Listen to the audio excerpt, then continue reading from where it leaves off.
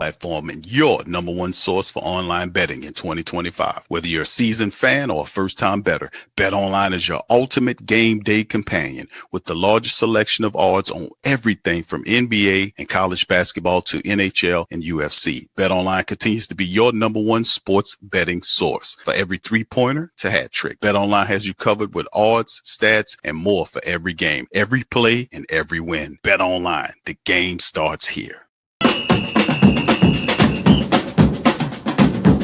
That say they gon' beat them Saints? Who that? Who that? Who that say they gon' beat them Saints? Who that? Who that? Who that say they gon' beat them Saints? Who that? Who that?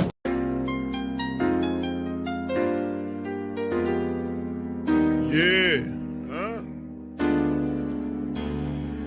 Boogie like Benson, I'm a who that. I'm a who that. Long as I'm living, I'm a who that. Lose or winning, I'm a who that. Sports Coma, yeah, this is where we do that.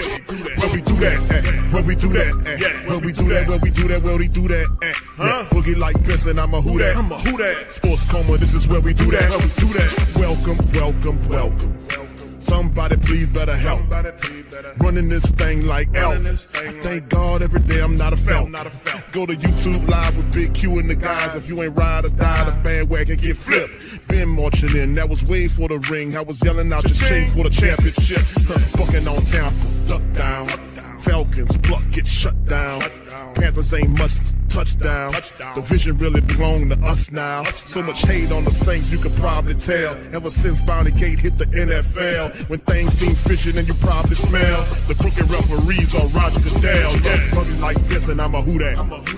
Every day I'm living, I'm a who that. Lose or winning, I'm a who that. It's the Sports Coma, this is where we do that. Where we do that, where we do that, where we do that, where we do that, where we do that. Boogie like this and I'm a who that. It's the Sports Coma, this is where we do that. You're listening to the Sports Coma with Big Q and the guys on the PRO Media Network.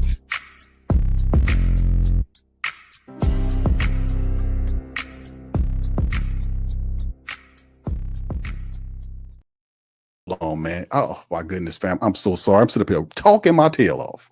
Put one in the chat if y'all can hear me. Good Lord. Now, why in the hell would that be muted? It's crazy, man. This software is insane, fam. I'm so sorry. But put one in the chat if everybody can hear me say, yes, Q, we can hear you now. And I'm just talking away and everybody say, Q, we can't hear you, sir. We cannot hear you. What the hell is you talking about? Well, y'all can hear me now, so much love to All right. Ones all over the place. Ones are good. All right. A little snafu. Oh, y'all missed it. Oh, y'all missed it, baby. I can't replay. I can't say it again, baby. Baby, y'all missed some of the meanest game I was just dropping, baby.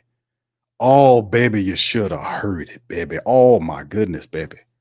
Baby, that was some good game. Oh my goodness. I don't even know if I can bring that back. That was some great game I was running at y'all. Y'all just missed it, baby. I don't know what to tell y'all. That's shout out to y'all, man. Thank y'all, man. Appreciate y'all. Y'all can hear me now. All right. You can hear me now. All right. So anyway, man, welcome. Y'all now rocking with the Sports Coma with Big Q and the guys, where we have intense, entertaining, educating, and enlightening sport talk from your favorite sports fam. Now, this one here, Saints Iron franchise QB in 2025. Listen, fam, let me tell y'all something. Now, some of the mean game I was lacing for the family. I was talking about the philosophy of the Saints, right? We know that going into the season, with the game plan, we wanted to find out what they were going to do. And basically it is just restructure everybody and just boom, we're going to add a few people here, a couple of draft picks here. Are we going to resituate everything and start all over again? No, what we're going to do is we're going to bring everybody back and then draft some people and add them into the team and just do stuff like that. Now, listen, if we believe Mickey Loomis about the injury situation of the Saints, a plan has to be made to deal with the injury situation, fam. You got to have a real plan. You got to have a course of action. You just can't hope. Y'all know. Y'all put one in the chat when you, if you know it, because I play it here sometime. I ain't gonna play it. I can't play Dick Gregory right now talking about the hope, but y'all know what he said about hope. But that feels like what it is. We hoping that the injuries don't tear us down, again. And you got to do something about that. If you believe that, then you have to course correct. You can't go into the season and do the same thing and expect a different result, even if you added a few players here or there. Team has to be constructed a certain way. And also the medical staff has to be upgraded, not just the talent on the field, but are the talent coaching the talent on the field, the staff, the medical staff, all that has to be revamped and upgraded. It has to be. And to avoid whatever the injury situation is, if that is not the case, then everybody in the NFL, because it's a physical game, might as well just shut the whole thing down. If injuries is the reason why everybody getting hurt, we just seem to get our teeth kicked in every year with it. And don't talk about the Pelicans. The Pelicans are just a case study of just straight up incompetence about how to deal with this medical situation. If your athletes are getting decimated by injuries, what you gonna point at the athletes and say, hey man, y'all too fragile. We got to get some guys with thicker bones. Now you have to be it's crazy. They probably would think like that too. You got to address that, man. We can't hope and wish upon a star. No matter how far you are, however it goes, we can't do that. We have to look at that and fix it, Mickey Loomis. But big ups to y'all. OG said maybe Q was cussing at Mickey Loomis. I was a little bit too smiley to be cussing at Mickey Loomis. Yeah, hold on now. Hold on. Who's cussing at who? Yeah, I'm gonna have to send KT at him. KT will get to him. All right, Q high today because I had my mic muted. Damn, brother. Damn. Because I messed up and had that damn mic muted. Q must be high tonight. Okay, I got you, brother. I hear y'all. Man, much love to y'all, man.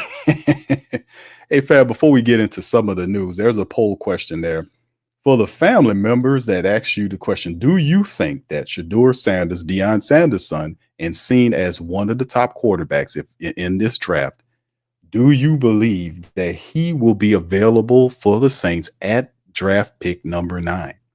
Do you think he'll be there at 9 when the Saints pick late April? Y'all let me know, how do y'all feel? Three options there. Oh yeah, that old Kool-Aid thing. Hell no, and I don't know, Q. I don't know.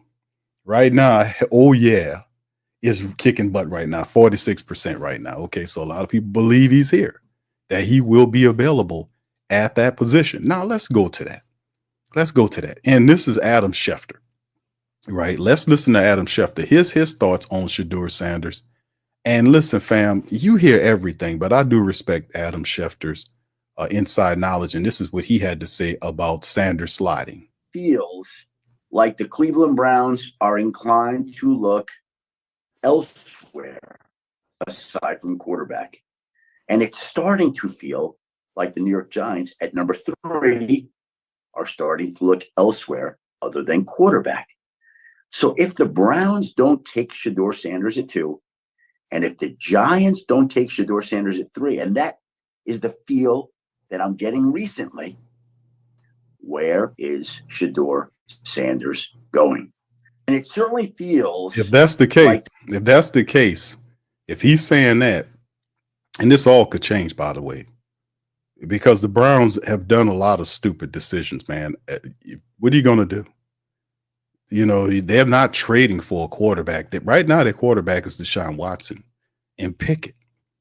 Those are the two guys on their roster in terms of QB. If you're not going, and of course, they can go with Deshaun Watson for another year. Who's going to take that contract? Who's going to, he'll just be a guy that they keep for the next couple of years, if anything. But at some point, you got to look toward the future. The Giants could slide away from that because they have both Russell Wilson, even though it's a 1-year deal. They got Jameis Winston there. So they do have some security. They can afford to wait till next year. Potentially, Arch Manning could be available. Potentially. But the whole issue is if Shador slides, it's going to be the Saints at 9. The Saints ain't gonna let them get by. My issue is this, and like I said, I like Adam Schefter. I think he's credible, but the thing is, this could be all smokes. This could be smoke screen, fam. Now, let's say it plays out the way Mr. Schefter believes, and he goes on. The Jets are there. Do you think the Jets take him? Now, the Jets do have Justin Fields. I think he's on a 2-year deal with them. But do you take a young quarterback like Shador Sanders? They could be somebody there. But it's very interesting and intriguing in all of its face, to see there, because it's really it feels better. Let's just say that the Saints recognize, even Kellen Moore, that is, recognizes the fact that the Saints have to get improved the level of quarterback play in the city of New Orleans, right? And it's just, I'm so happy for that, because that's a big sticking point. Now, another guy that I respect a lot in his commentary, because he don't put out no bunk, is this fella. And he said some stuff not too long ago about Derek Carr in the trade situation. This is, he said, and this kind of still sticks with me too. About Carr. Most of the stuff we talk about leading up to the draft ends up just being noise. But some stuff isn't noise. And to figure out what's noise and what isn't, you have to listen to all of it. But in the end, the team only ends up making a handful of picks. So most of the stuff we're going to talk about over the next month isn't going to come to fruition, and it ultimately will end up meaning nothing. But this one, I think, is a little bit different. This segment is presented by Matt Bauer's Auto Group. Make sure you check out Matt for your new or pre-owned car needs at one of his many locations. So, yeah, we've seen the Saints around quarterbacks all week long, and I think there is something here. They went to Cam Ward's pro day. Then they flew over to Texas to take Quinn Ewers out to dinner. Then they went up to Ohio State, where Kellen Moore talked to Will Howard. Then they came down to Oxford, where they took Jackson Dart out to dinner. Meanwhile, throughout the rest of the country, their quarterbacks coach is out working out other guys at the position. The Saints are very, very much in the quarterback business right now, and they should be.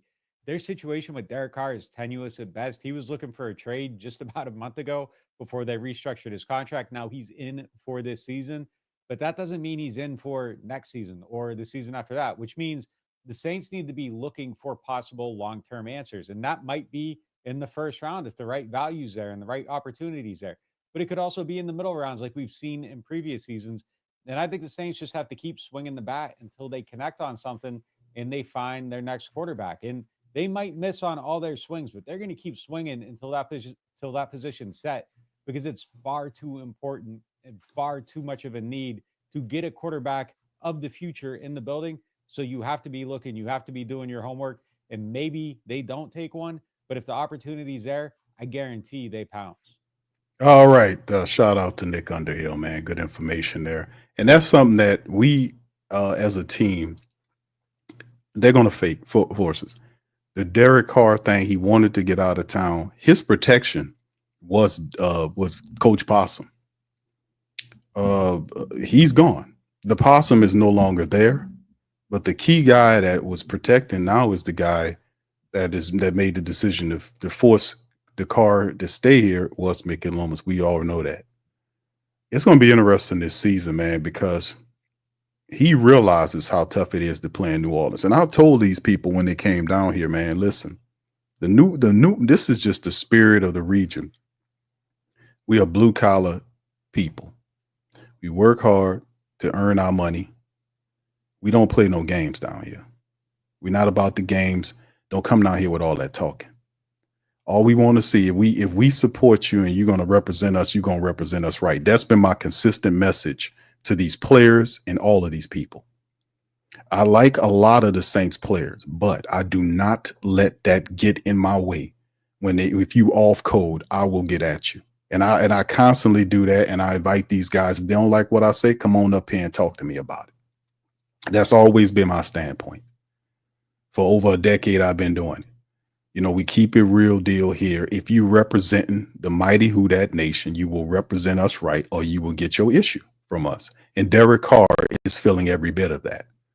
The last couple of years has been a lot of this, and not enough wins on the table.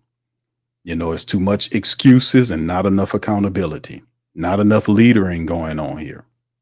It has been a bad situation. It's been a very bad signing for the Saints since he's been here. And it's not going to be easy. The only way to fix it is if you getting paid $150 million, you need to earn it. You need to step up at any level higher than whatever you did in your previous stop. And that's what it is. And that's with any player. If you come here and take a lot of money from this organization, which gets it from the people, you will represent, or you gonna get your issue. That's just how we roll here. So, with that being said, that's why a lot of people, Derek Carr feels every bit of that, and he was trying to get out of Dodge, when Slick Mickey, hold on,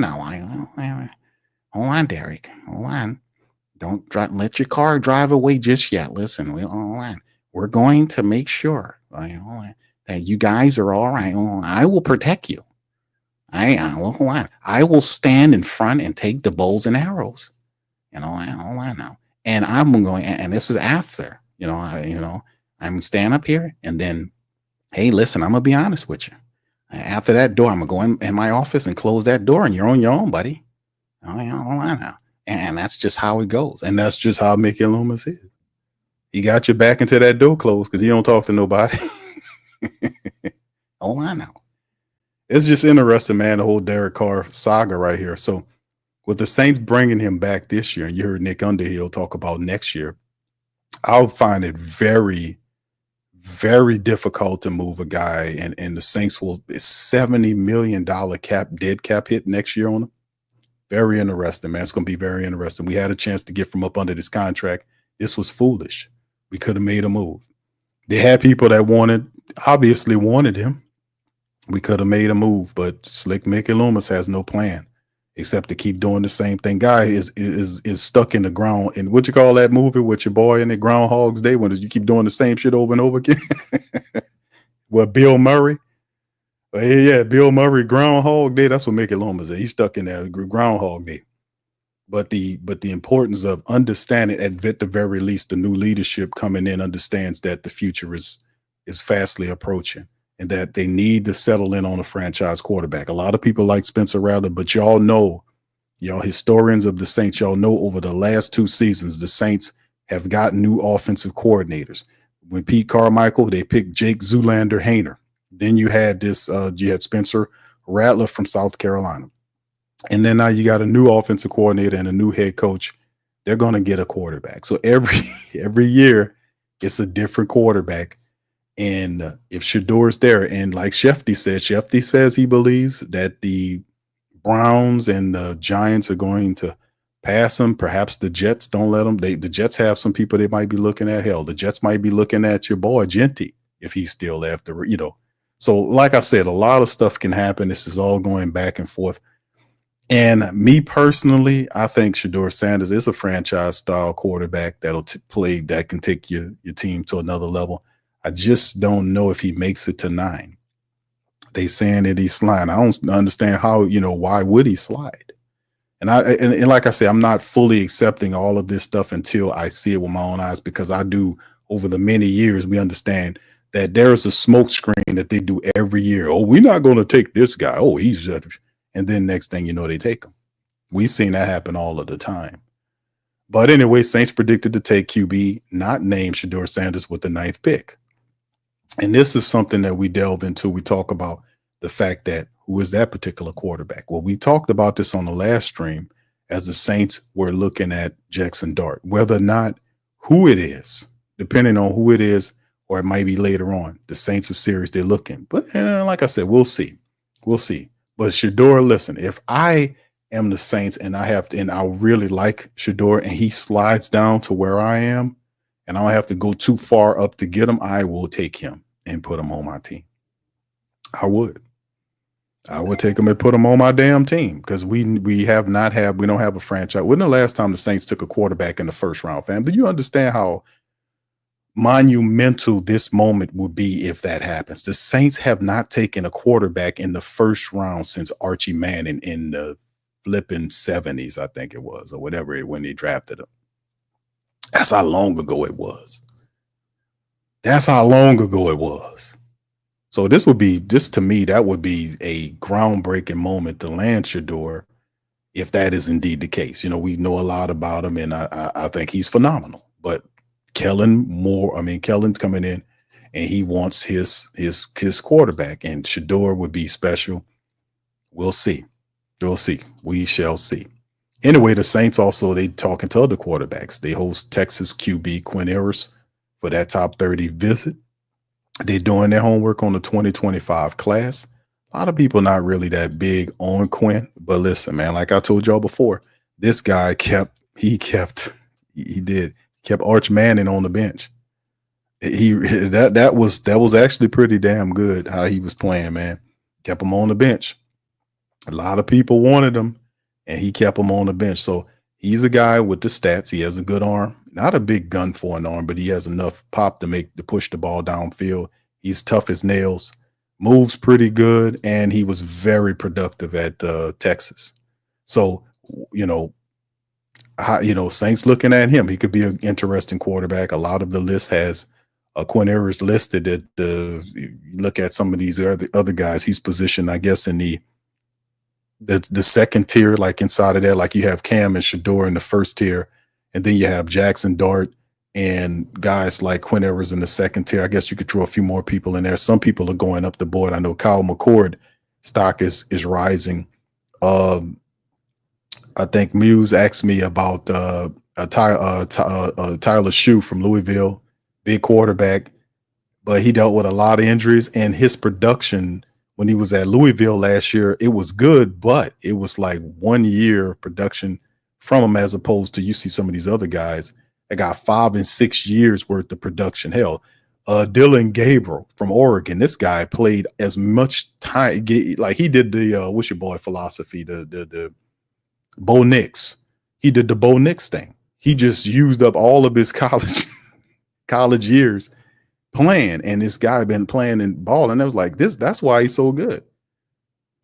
Some guys take, if you're really good if you're hot 2 or 3 years, you come out of there, some do 4. Shador did 4. He came out of there. Then you got guys that like Bo Nix, that's just in there all the time. They were there for years. Guys is in there year after year. So I mean, it depends, man, on what you're looking for. But some of these quarterbacks and the tiers that they're dealing with, man. But at the same time, man, like I said, my philosophy is if you have a franchise quarterback sitting at 9 and the Saints needs are listed as thus, you have, according to some of the insiders, you tell me if you agree with how they list the Saints draft needs. Currently, they believe that the Saints' biggest need is cornerback. You guys tell me if you believe that. Is the biggest need cornerback? Cornerback, offensive lineman, wide receiver, defensive line, and QB. That is how they have the Saints draft needs listed in order of priority. So cornerback, offensive line, wide receiver, defensive line, and QB. That's the biggest needs that they perceive the Saints shall have. So if that is indeed the philosophy, then you can understand why the Saints would be in a mind frame to take the best player available. Like I said, the quarterbacks, Cam Ward, and it's obvious they say Cam Ward's Tennessee's going to take a quarterback. I don't believe Cleveland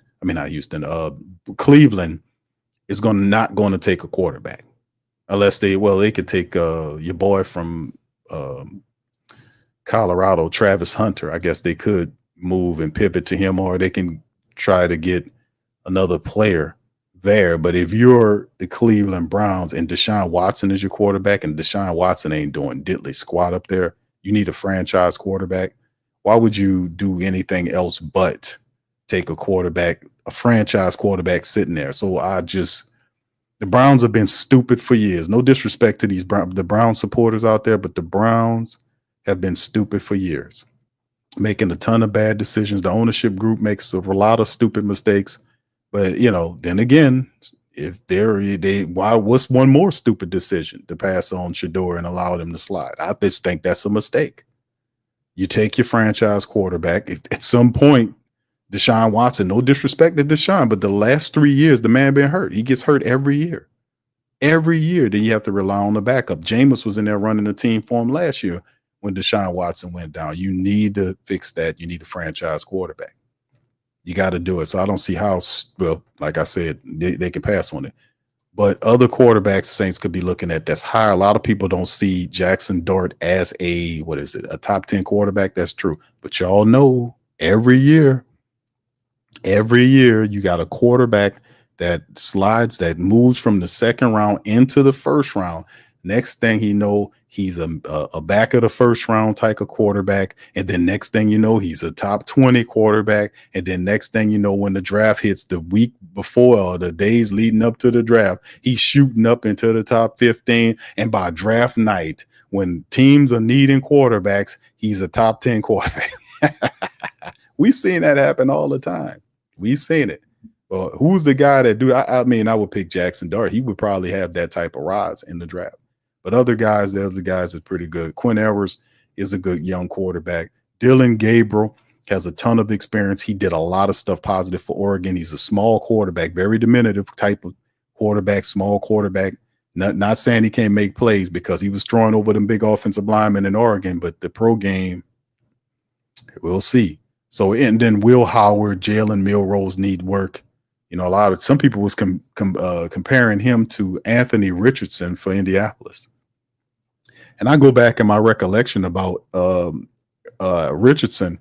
They were saying similar things about his passing ability that y'all remember that? They were saying that about Richardson. I don't think Milrose is Richardson. I think Milrose is a guy that needs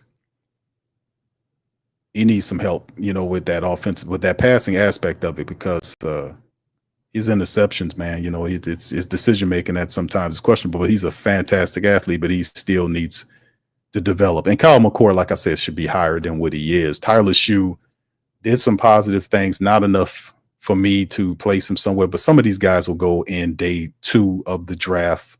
You'll see a lot of these guys who fall in day 2, and you know where that will fall in between what, 3 to 4. I think 1, 2 versus 1. I forgot how it rose, but y'all know some of these other guys are going to be interesting. But yes, like I said, Saints looking hard at these quarterbacks. If Jackson Dart is there at 10, do the Saints slide back and say, hey man, listen, we're going to draft, or we don't like who we like. We just going to move back, you know, whatever. I mean, it's I agree with Nick Underhill insofar as they're definitely looking at a franchise quarterback. You ain't gonna find them you gonna take them in the 4th round. Do you go up to get them? These are good questions. But what's interesting, we hear them every year, but this is different. The Saints did a lot of, with all the money they had, they still made a lot of moves, and they came up to a point where they appeased some of these holes in the team. You know, they got the offensive lineman Dylan Ruddins at the left guard position because we knew we had a hole there. They added Brandon Cooks at the wide receiver level, and we need help there. So they added Brandon Cooks. So they see Chris Olave as a 1, Brandon Cooks 2, Rashid Shaheed 3. So they're looking at that group of wide receivers as something they're going to go into the season with, right? Potentially. They have all the tight ends that's coming back. They gave Juwan Johnson his bread. You still got Foster Moreau. You're going to have Taysom Hill back healthy. And then you added the backup tight end, Jack Stahl, who comes over. So you add backups on offensive line. Off that, you still need backup offensive linemen. The running back position, you had Clyde Edwards-Helaire there. So like I said, the defense, they made a lot of moves on defense. They had Justin Reed, the safety. They bring in Isaac Yiadom. They re-signed what's his name? What's his name? The little cornerback. I forget his name right now. Y'all help me out on it. They just signed a little cornerback. I forgot the man's name. But they brought him back. He played nickelback for us. What's his name, man? I can't remember his name. I went blank on it. But they did some things. They traded for Gacho from the Patriots. They did that. Yeah, Ugo Amadi. There you go. Thank y'all, man. I was having a brain fart there. Thank you. So you did some stuff defensively to appease some of the needs for the Saints, and that for the linebacker level, they just slid a lot of the DEs to linebackers and kind of pushed themselves in a position where do we go? We can move anywhere we want here. They really could. So, I mean, it's going to be fun watching how this goes. But Quinn Ewers was a guy that the Saints are hosting this, according to John Hendricks. Shout out to him. He's 22 years old. He threw for over 3,400 yards. He had 32 touchdowns in his final season with the Longhorns, and he has thrown over 9,100 yards and 68 touchdowns for his career. Now, they met with him a couple of times back in March during the combine, and the Saints are talking to him again. So they're doing their homework on him as he's moving forward, and he could be a real somebody you can look at. New Orleans also met with Jackson Dart. They also met with Cam Ward, and then Syracuse's Kyle McCord in various different settings. So, yes, this is a bit of what the Saints do at this time. Also, shout out to Saints Wire. Again, the Saints have met with Michigan defensive tackle Mason Graham. He's perceived as the best defensive tackle in the draft. Saints meeting with him. Multiple times you see that, you see the Saints operating the 3-4 system, and a lot of people believe Mason Graham is going to slide. I've been seeing reports about him potentially sliding in the draft. A lot of people believe that he's good enough to be a top 5 pick. We'll see how it all progresses, but Saints have multiple options at the 9th selection, and almost every position can be upgraded on the roster, but the Saints should fix their offensive line and defensive lines. I agree totally. Work from inside out, baby. First, if they want any success in 25 and beyond, this is something head coach Kellen Moore has stated multiple times, and there are some great options to improve the lines. One of these is prospects Michigan defensive tackle Mason Graham, who is visiting with the Saints this week, according to Jeremy Fowler. So we'll see what goes on with him. And also, he's taking pre-draft visits to the Patriots and Saints over the next 3 days. Both teams pick in the top 10, and we'll get an up-close look at the draft's premier defensive players. Top defensive tackle in 2025's class. He somehow is available at the 9th pick. There's no doubt he should be the selection. Mason, if the issue with him getting there is it's unlikely. Almost every team in the top 10 could select Mason Graham. If the Saints want him, a trade up may need to happen.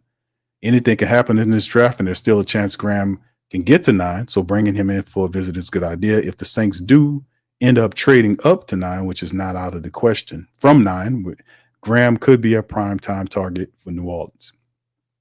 So, like I said, man, I did a mock draft for Patreon. Shout out to my Patreon and YouTube membership fan. Did a mock draft where Shedeur did slide. Even some of the mock draft software is sliding Shedeur Sanders.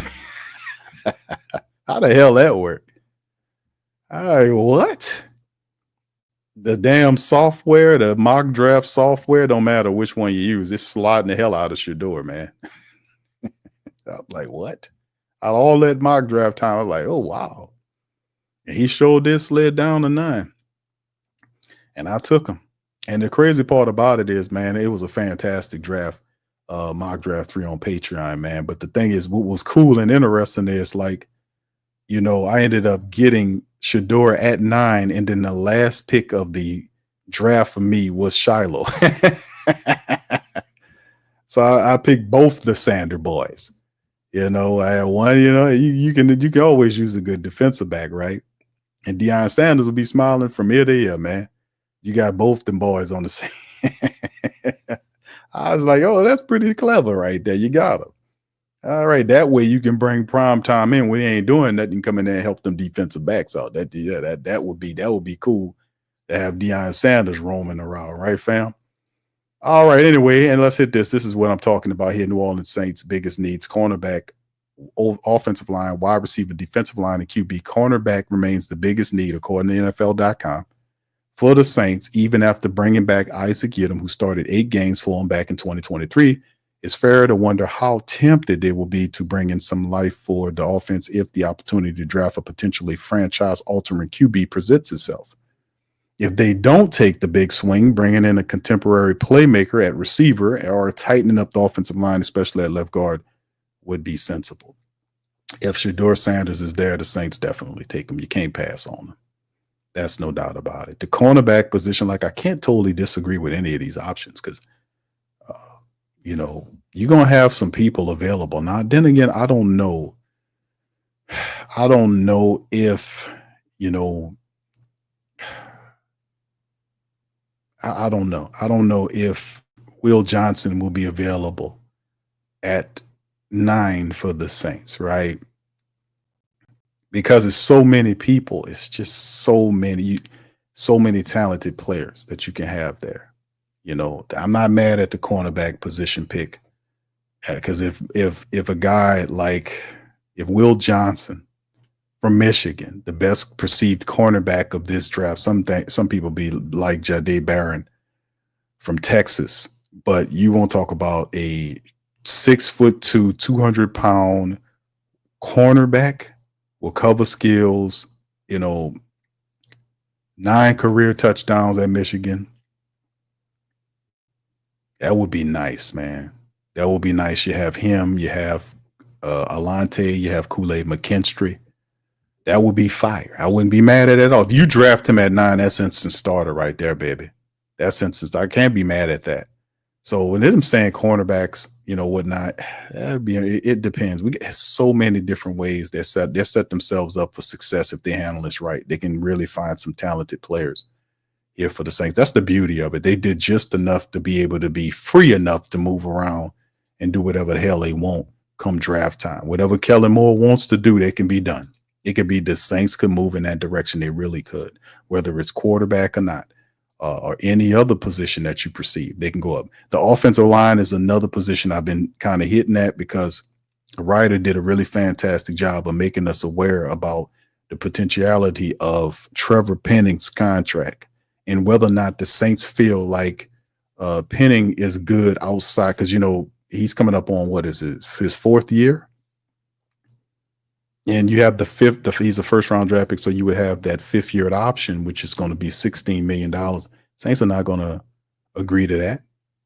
They're not going to agree, but that don't mean he's not going to be a part of the team. If they don't agree with Penning's option when it gets here, they'll, you know, they can decline it and then subsequently just work out a contract, you know, that's befitting of him staying, that's more sensible to what the team wants. Or they can simply draft a guy this year and set themselves up to potentially move beyond Trevor Penning. You know, so like I said, it's getting in that process of thinking like, okay, hold on, do we want to kind of do this, how we feel about him, or do we take a very promising player in the draft coming up? And they'll have, once again, fam, they're going to have opportunities with guys, you know, that you're going to have. I mean, I don't know if Will Campbell is there, but you'll have Banks Jr. from Texas. I don't know if Armand Mimbo is there from Missouri. I don't know if he's there, but they do have some really good guys. It's just going to be interesting, man. It's going to be interesting. This is going to be a really exciting draft for us to just see because, like I said, they're not stuck to any position. This is a very unique situation here. They can go in any direction. Wide receiver position is something I guess you appease for the future. You can kind of do that later on in the draft because there's a lot of guys. I would be looking at Savion Williams if I was the Saints. I would be looking at Savion somewhere, in the 2nd or 3rd round. Get Savion. The defensive line is also stuff. How about Pierce? I just love his game, man. If you watch the tape about James Pierce Jr. from the University of Tennessee, 6'5", 250 plus, hell of a player, has the moves, plug and play player, would work really well in that scheme. Strong enough, good on the run defense to set the edge and to penetrate, get to the quarterback and create hell. You know, like I said, taking defensive ends because how your defensive line is set up. Brian Bursey is Devin Gacho. Is it Big Bink Saunders on the opposite side doing it? Or how you won't do this thing? You know, you see what I'm saying? And then Cam Jordan, who's in the last year of his deal, and Cam mostly should be just a reserve at this point. And you really start looking at the future. So yeah, I'm looking at this. So like I said, man, I can't really poo-poo too much of what they're saying because these are empowering players because they got some players. Either way, you go cornerback or if Will Johnson's there, or offensive line, if Mimbo or Will Campbell or Banks Jr., Kevin Banks Jr. for Texas is there, or wide receiver. Later on, defensive line, we talked about Pierce, Princely from Ole Miss, not to forget him. He could be somebody later on, in the second or third round when Princely from Ole Miss is there. It's just another beast type player. And then the QB, if you can't get Shador, you won't get Cam. But if Shador doesn't slide to you, are the Saints really ready to take Jackson Dart that high? Or, you see what I'm saying?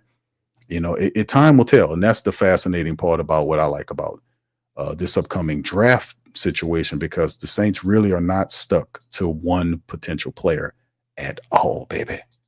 All right. So anyway, man, let's keep this thing moving and grooving as well and talk about this. This one happened.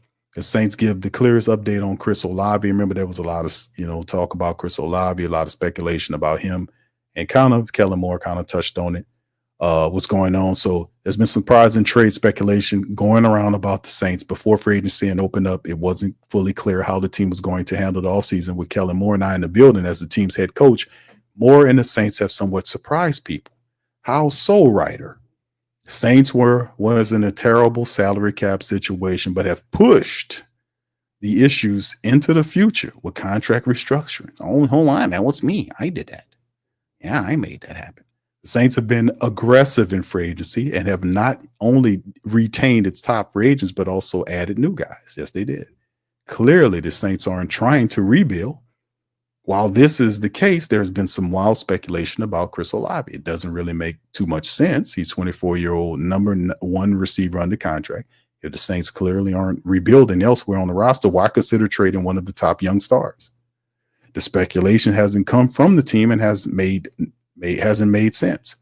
Moore talked about Olave on Tuesday and shared that he have a plan to hopefully keep him healthy, and certainly didn't sound like the team has plans to deal him, as shared by Rothstein, who said, quote, receiver Chris Olave suffered 2 concussions last year and set out to protect himself for the future, end quote, Rothstein said. Quote, Kellen Moore, Olave's new head coach with the Saints, told ESPN he believes Olave is a phenomenal player who will make a huge impact. From his medical standpoint, Moore said it's a matter of education for the first-year head coach and the understanding the circumstances he's in. Moore said he knows Olave has been through a lot the last year or two, and they have been planning to continue his progression. And Moore said he believes that Olave is excited about his opportunity. It's this point of the offseason where speculation runs rampant, but Olave chatter has always sounded odd, according to the reporter. Now listen, fam, a lot of people understand that Chris Olave's contract is coming up real soon.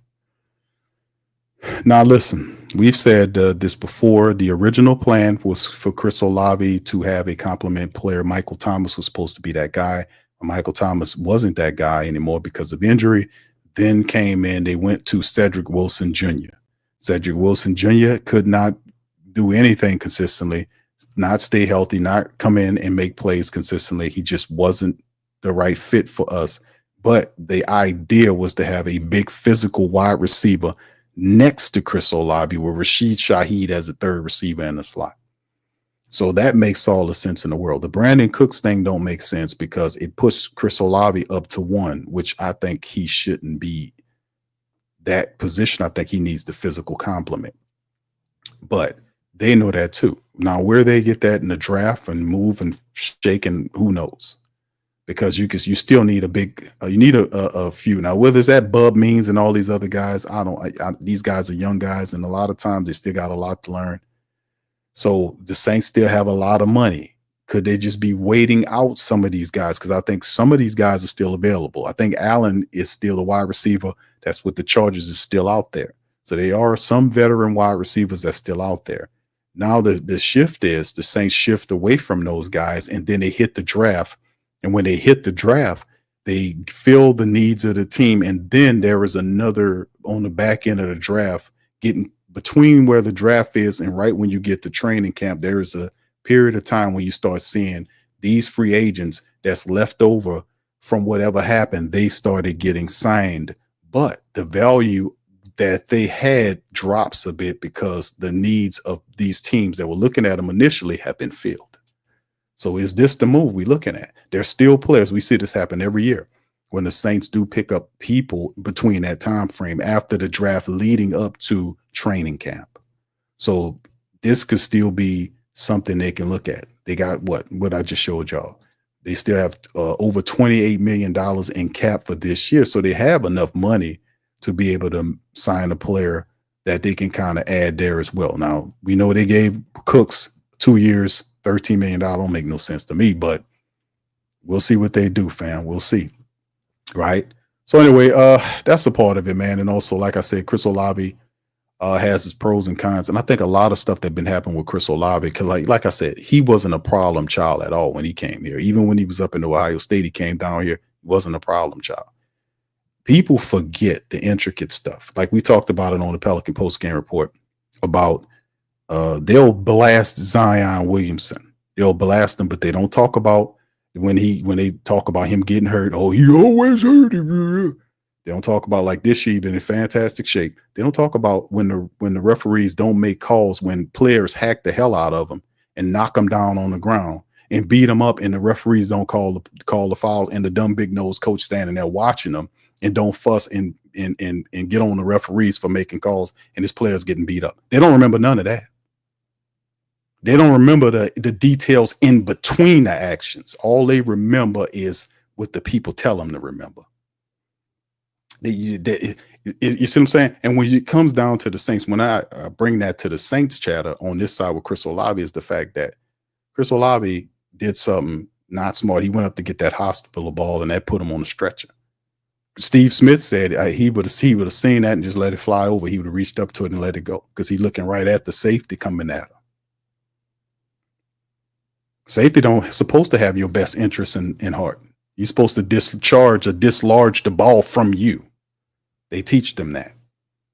And then if I hurt you, then after the fact, I look at you and say, hey, man, I'm sorry, man. But I'm trained to separate you from the ball. That's what I'm trained as a defender. I'm not playing with you. You know, you come around there and I'm territorial. That's how they train you. If I'm linebacker here and I'm playing inside of this territory, this is my house. That's how the coaches taught me to be. I mean, this is my area. If anybody come within this area that don't belong here, you get at them. That's what they tell you. So if the decision is made, and I'm pretty sure he learned that now, because even Steve Smith from the former Carolina Panther, Baltimore Raven, talked about, hey, man, you know how many times guy put a hospital ball up there, I had to let it go. I had to let it go and let it fly over my head. Now, I say that because his history here, he wasn't a problem child player. He got caught up on the speeding and all that stuff, and the stuff that happened. Derek Carr blaming him for routes. He talking about he running the wrong routes and all that type of stuff.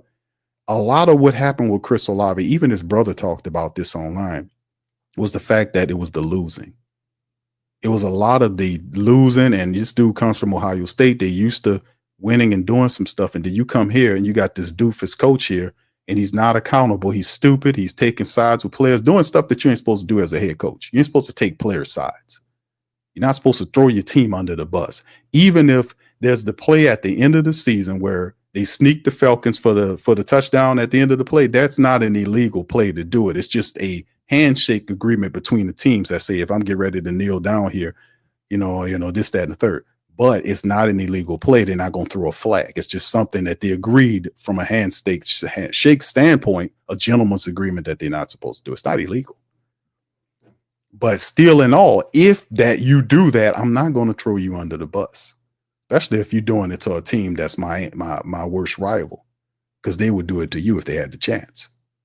I say that to say you have a coach that did that. So the environment of the team at the time with Chris Olave under Dennis Allen, it wasn't for many players, Marshawn Lattimore, Elvin Kamara, even Cam Jordan. When he wasn't riding the fence, he was telling the truth about this, that, and the third, and how the team was losing. Not Demario Davis, though. Demario Davis was quiet as a church mouse. But at the end of the day, what I'm saying is the environment created this type of stuff. It was frustrating. That's why he got caught in the driving thing. Frustrated. The stuff that was happening on the field. Frustration of the losing and all of the BS that was going on with the Saints organization. Anybody was frustrated. Hell, you should have seen the shows I was doing when that was going on, man. I was frustrated, man. I was up here cutting up. Y'all remember? So anyway, man, like I said, Chris Olave is always, to me, he's been a solid pro here. And I just don't know the philosophy of using them in the correct way. It's all about using players in the correct way. You know, we'll see how it all looks, fam.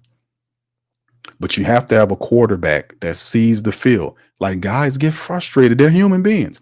If you're running a route and you breaking the route down and you putting some sauce on that route. Bro, you dig in, you know what I'm saying? You're a pro about you thorough with your stuff. You going, yeah, man, listen, I got it in my head, man. This fool here think, watch this, I'm gonna do this. And then I'm gonna break it down. I'm gonna dig down. And right when he think I'm about to break left, I'm gonna just take off straight. And I'm about to show him some good stuff over here, baby. And then you do all that. You working your magic. You dig down. And before you break it, you're doing a little shaking and everything. And then you turn around and he looking at the other way. He looking elsewhere. They get frustrated. That happens. They get frustrated. That's frustrating. You running your route, doing your best. Over there, razzing it up. But the dude, he's staying at the other side all the time. So like I said, man, it's frustrating. So you got to get a guy at the quarterback position that's willing to look everywhere. You can't just sit there and stare guys down on one side and check down the ball all the time. You got to be able to see the field and make the throw. You got to read the defense. And you do that, you spread the ball around. That's what and I ain't going to put Drew out there, but that's what makes a good quarterback a good quarterback. He sees the field and spreads the ball around. The game becomes easy because the defense can't key on one guy. They can't key on one guy. If you're spreading the ball around and this guy is getting it, this guy is getting it, and you're moving the ball all the way around, defenses can't key on you, man. We seen that under Sean Payton when they would have this guy would have 8 passes for $120 and a score. At the next game, this guy would have 13 catches for 150 yards and 3 touchdowns. The next game, this other guy will have this. The next game, this other. You see what I'm saying? Then you have a game where one of your people just get hot and they get to cooking. So they'll double down on them, open up a spot for somebody else. That's how it goes. The game gets easier if you do that. But we have to, some kind of way, Kellen Moore and Dougie Nussmeier has to get whoever the quarterback is going to be, which is probably going to be Carr, to learn the system correct and be able to see the field in its fullest. Do you believe in magic, baby? Do you believe in magic? We shall see, man. I'm not going to use the H word, but in the end, man, we got to do this, man. We can't let these other folks pass us by. We can't let the Atlanta Falcons and the Carolina Panthers and all these other teams pass us by, fam. We got to step the game up. All right. Big ups to the fam, man, as we get ready to get up out of here. Let me hit up the chat first, get some questions from you guys. The poll question is, do you think Shedeur Sanders will be available at 9 for the Saints to draft? 37% of the family members says, oh yeah. Hell no, says 32%. And damn, 30, it's a tie between hell nah and I don't know, Q. But 37% says yes. That's very interesting, man. A lot of people believe he's going to slide. That's very interesting, man. Very interesting. All right. So anyway, fam, let me. Hey, bro. Yeah. Oh, yeah. You're right, bro. You're right. We on our show me game, man. We on our show me game. I just find it so fascinating that you got a quarterback that was trying to get out of here. And Mickey Loomis kept the guy in place. He hadn't said nothing to nobody. He hadn't been at no events. He knows a great deal of the Who Dat Nation doesn't like him. And he was like, I'm trying to get in. Why would you do that to him? Man, because I know one thing. When we come down to these people and they don't show up, man, we rough. They could talk that small time market, all that crap. But it's not, it might, in your mind, you might think it's a small time market. But these regions, these people, the family members don't play with these guys, man. They're not gonna, oh my goodness. For him coming in here, man, he gonna have to show up and show out, man. And I really wish he does, man. I really wish, because one thing has to change for that man. He has to abandon all of this old stuff about him. He had a new, if he wants to reach and I'm saying reach, it's like year 12 or 13. I don't know. You've been in the league for over 12 seasons. And then you saying, hey man, could you please not stare people down in 12 years? Who gonna get him to break that habit? Who breaks the habit? Who gets him to break the habit? Because you got to see you doing it to break it. He don't see it on film. The man, he don't see it on film. I'm like, how? Yeah, I studied my cell phone field. There's a lot of stuff going on. You know what I'm saying? I'm like, you don't see yourself staring down people? You don't see yourself going through progressions? You don't see that you're checking the ball down too long because you're staring people down and you're not going through your full progression plate? How you studying film? That's the first thing I noticed. You know, watching his tail. Okay, when he does do it, he makes a throw, and I'm like, damn, there you go. And then he goes back to the bad habits. So I'm like, dude, does Dougie Nussmeier get him to stop doing that? Man, listen. Like I said, the way to win for Derek Carr, I'm not hoping he's never going to stop doing that in my book because he don't even see it. That's number one. Number two, if you're going to have any instant success with Derek Carr, you have to get the man into the play action. I've talked about that for years since he's been here. He is one of the top 5 best play action quarterbacks. You get him into the play action.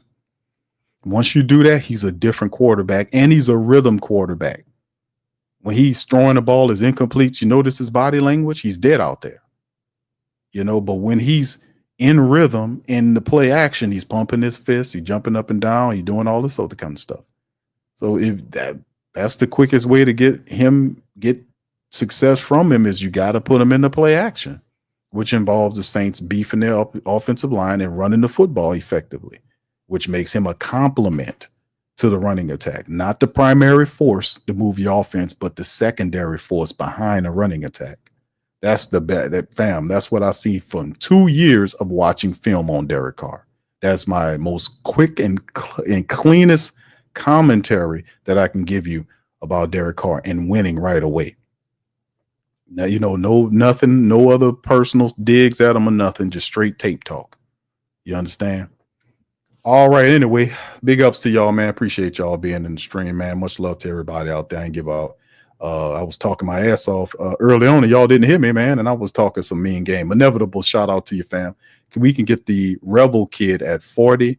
Riley says, "Don't hold us too long." Did I say that? Did I say that, fam? Y'all, did I say I ain't gonna hold y'all long? Did I say that?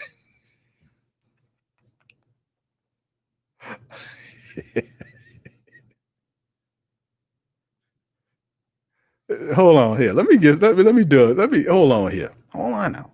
Let me get a check. Did I tell y'all that? Did I tell y'all that? Did I say that I ain't gonna hold y'all on? Did I say that? Put it in the chat. I know Tasha in here somewhere. I know she in here somewhere. Did I tell y'all that?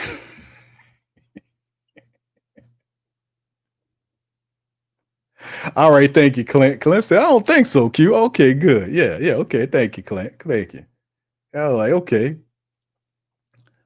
All right, Linda says, "What's up, Linda? How you doing?" She says, 43 terrible players on the Saints football team. Better to fix those players. Carr is a top 10 player on the team. Okay. I don't know. He's the top 10 highest paid players on the team. But I have not seen that elite level of Derek Carr yet. I haven't seen it. You know, I've seen and not just one game or two. I'm consistently. Like, you don't pay a guy $150 million for sparse good play. You know, when you if I give you $150 million, I want you consistently to guide my team to wins. $150 million is a lot of money for a quarterback down here. Yeah, that's more than we gave Jameis or whatever, since he sparse contracts, whatever the case may be. But I haven't seen it in a larger volume enough with Derek Carr. And I don't see it. All right, Slim says, "No, Q, you held it down, just muted at the beginning." That's right. I don't know how that happened. Fam, it's the craziest thing. This software is ridiculous, fam. Because usually it doesn't need to mute you, but it muted. So, what's up, Rudy? Shout out to Rudy. Sonia, what's up? Sonia says, I feel O-line is more important. There is nothing more frustrating than watching a damn good defense get worn out because the offense can't do you know what. Shout out to you, Sonia. All right. KB says, good evening, Q and fam. Just watched Steve Smith's breakdown on T-Mac wide receiver. Not a very flattering view. He's off my list. A lot of people is feeling that way about Ted McMillan. And boy, oh boy, it is happening at the worst time, isn't it, family? I mean, the draft is like 3 weeks away. What, 3 weeks? Yeah, about 3 weeks, a little bit over 3 weeks away. And boy, so usually if Ted falls, who rises? Who rises in the draft at the wide receiver position? Been seeing a lot of stuff on Ted McMillan. What he said there. Do we see anybody else rising into the first round? Do y'all guys see any first round talent? Is Jaden Higgins, the 6'4" wide receiver from Iowa State, is he a first round talent? Is Trey Harris from Ole Miss a first round talent? Luther Burden from Missouri, who's just a phenomenal player. Matt Golden from Texas. Even though this guy's like 5'11", some of them a little taller, like Jaden Higgins is a big wide receiver, very productive. Isaiah Bond from Texas, another player. So who rises in the first round?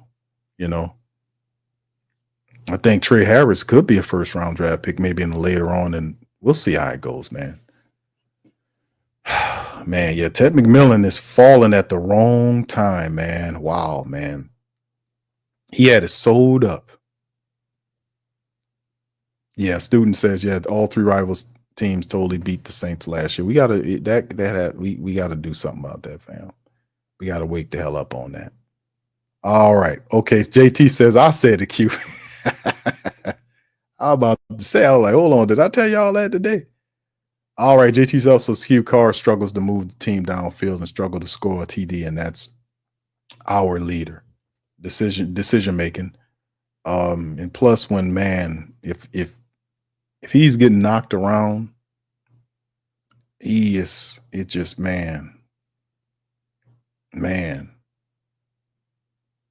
guy, poor guy, man, that poor fellow, he gets knocked, he gets real scared, man. Inevitable says, Q, who's your favorite Saint ever? Can't say Drew, though. Okay, yeah, Drew, that's Ricky, that's easy, Ricky Jackson, and I give you two of them, Ricky Jackson and Wayne Martin, two of my favorites. Ricky Jackson and Wayne Martin. Excellent players. Ricky Jackson is a Hall of Fame guy. Wayne Martin was one of the best Saint defensive linemen that ever were. He's one of my favorite all-time Saints. There are other people that I like as well, like Craig Ironhead Hayward. That's another favorite there. Sammy Knight. I liked him a lot. The great Sam Mills, the field mouse, he was awesome. Pat Swilling was another one. Ronaldo Turnbull. Hell, there was a lot of them. Willie Rofe. It was a ton of a bunch of really good ones I liked over there, man. Eric Martin was really good. I liked Eric Martin. So a lot of great players it's a ton of them, man, all time. So I know you asked me for one, I gave you a bunch of them. All right, Bobbin says Steve Smith don't know ish about tech. Okay. They're going to respect his opinion. Yeah, Marcus Colston, Sonya, was a good one, too. Yeah, Marcus Colston, the Quiet Storm, they called him. Quiet Storm. Man, never made a Pro Bowl before. That's crazy. Sonya says Q is a defensive guy. Now, I put some offensive people in there. I threw Eric Martin in there. I threw Craig Hayward in there. They went all Willie Rofe. I threw Willie Rofe in there. Jim Dombrowski. I remember Jim. That's one of my favorite all-time offensive linemen. Who remember big Jim Dombrowski? He was always an excellent offensive lineman, gritty.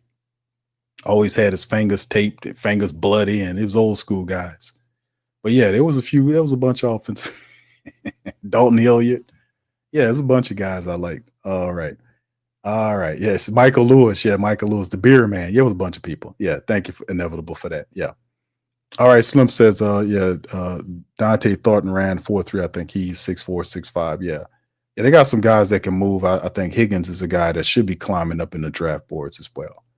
All right. What's up, Joe? Shout out to you, man. Clint, Slim, Much love to y'all, man. Good to see y'all, man. If y'all cartel, big up swag.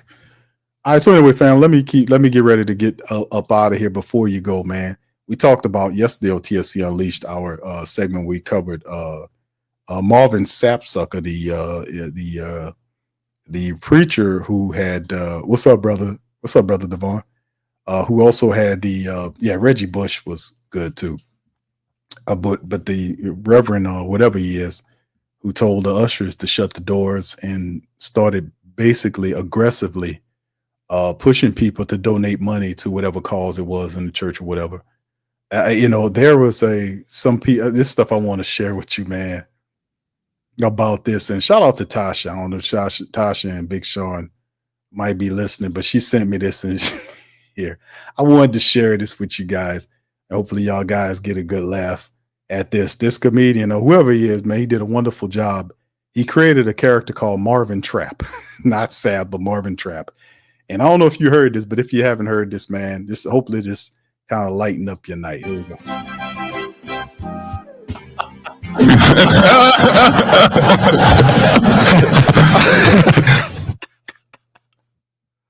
I gotta give that man a round of applause for that one. Come on, bro.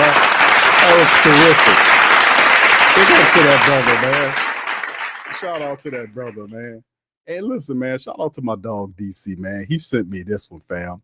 Somebody, and we so talented, somebody made a bounce beat over that. Did y'all hear that? Let me play this for y'all, man. This is somebody did a bounce beat over Marvin Sapsucker stuff. Here it goes. I said, close them doors. Close the doors. Ushers, close the doors. Usher, usher, usher, usher, usher, usher, usher, usher, close the doors. Usher, usher, usher, usher, usher, usher.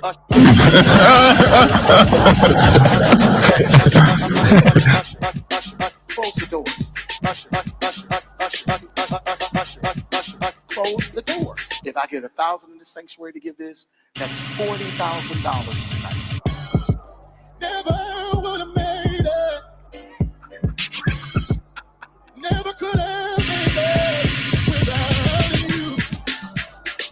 I would have lost it all. But now I see how you were there for me, and I can say I'm stronger. Oh man, they're good, man. I'm wiser.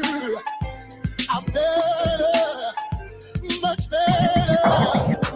When I look back over all you brought me through, I can see that you are the one I held on to. And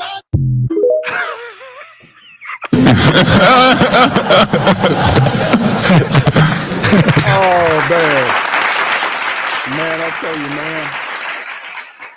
Oh my goodness, man, I tell y'all, man, boy. And people, they was letting them have it, man. All right, man, that was crazy, man. All right. Thomas said, this is gonna be in the club. Yeah, that should be in the club, bro. Somebody, that's in the club somewhere, man. That's funny, man. That's funny, man. Oh man, that's terrific. Anyway, man. Oh man, shout out to Tasha. She sent me Marvin Trap to put it. Marvin Trap. Oh man, that's cute. That was awesome, man. That was awesome.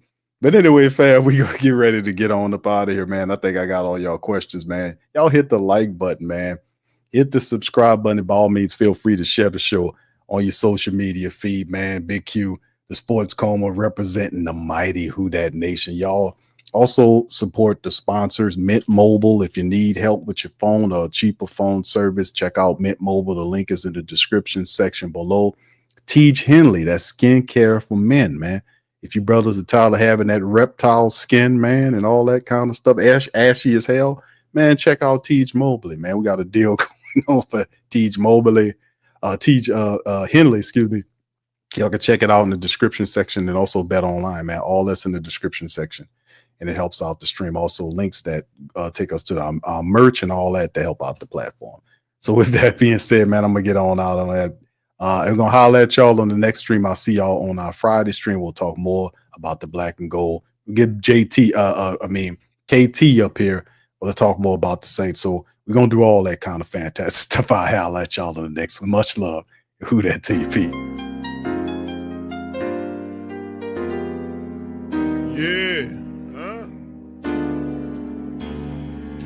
Boogie like Benson, I'm a who that. I'm a who that. Long as I'm living, I'm a who that. Lose or winning, I'm a who that. Sports Coma, yeah, this is where we do that. Where we do that, where we do that, where we do that, where we do that, where we do that, Boogie like Benson, I'm a who that. I'm a who that. Sports Coma, this is where we do that. Where we do that. Welcome, welcome, welcome. Somebody please better help. Running this thing like elf. I thank God every day I'm not a felt. Go to YouTube live with Big Q and the guys. If you ain't ride or die, the bandwagon get flipped. Been marching in, that was way for the ring. I was yelling out your shame for the championship. Bucking on town, duck down. Falcons, pluck, get shut down. Panthers ain't much touchdown. The vision really belong to us now. So much hate on the Saints, you could probably tell. Ever since Bounty Gate hit the NFL, when things seem fishy, then you probably smell the crooked referees on Roger Goodell. Yeah, brother like this, and I'm a who that. Every day I'm living, I'm a who that. Lose or winning, I'm a who that. It's the Sports Coma, this is where we do that. Where we do that, where we do that, where we do that, where we do that, where we do that. Boogie like this, and I'm a who that. It's the Sports Coma, this is where we do that. You're listening to the Sports Coma with Big Q and the guys on the PRO Media Network.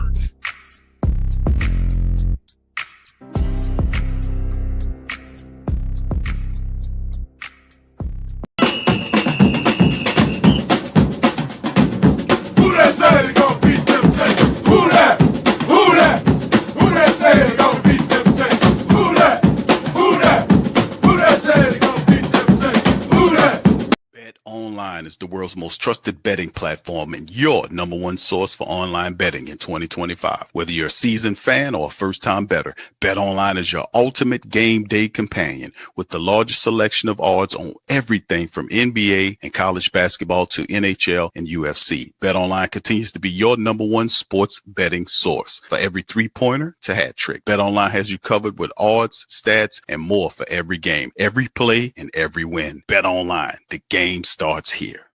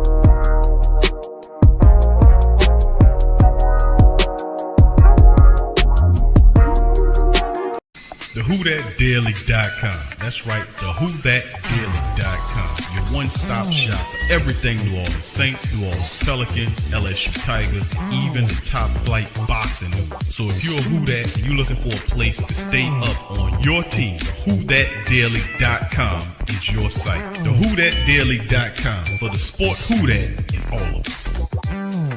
That's right, the Pro Shop is the platform store where you can go and buy all the latest merch to support the platform. Available at the Pro Shops, we have dozens of hundreds of products available for you and your family. Unisex tees for men and women, hoodies and sweatshirts, tank tops, kids and baby items, long sleeve tees, mugs, pillows, wall art, bath bedding, face masks, phone cases, stickers, bags, fanny packs, socks, hats, and many other items. Please feel free to check out the Pro Shops. The link is in the description section below. And remember, it helps the platform continue to grow. Check out the Pro Shop and Who That.